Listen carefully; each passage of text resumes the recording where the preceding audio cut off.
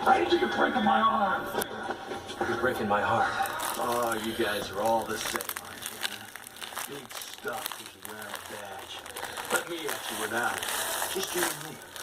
Without the cup. Is that what you want? Oh, yeah. That's what I want. Pick him up.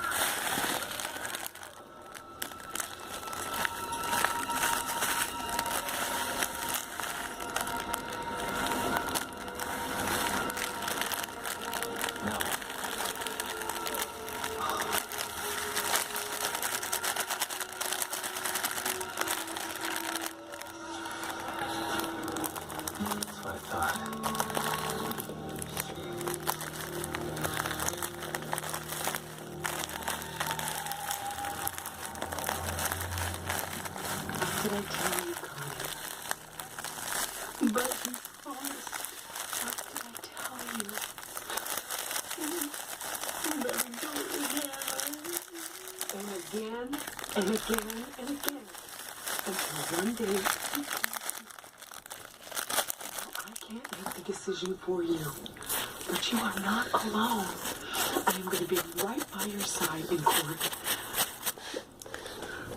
What are you going to do?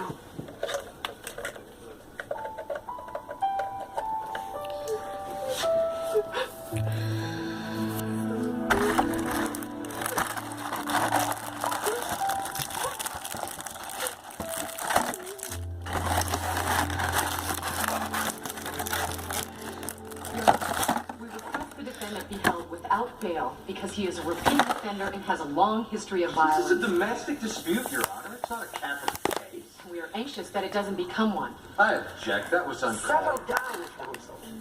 What we have here is a situation between a husband and his wife. Mrs. Burnell has been in my courtroom on 3 prior occasions, and she has dropped the charges every time. That is why bail should be denied. So you say?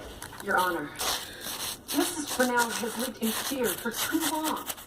She withdrew the charges before because of that fear. Or maybe she's doing what more people should do when going to court.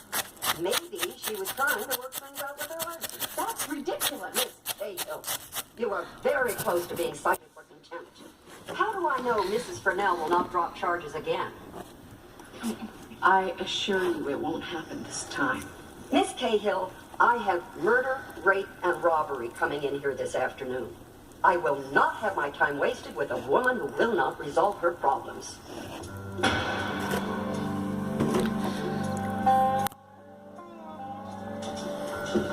I'll be by to pick you up at 8.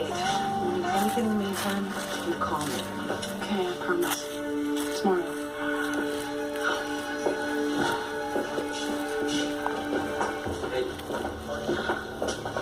How'd he go in there? The judge is holding him for assaulting a police officer, but absolutely refuses to grant Connie a restraining order. Judge Fowler? Of all people, I thought she would understand.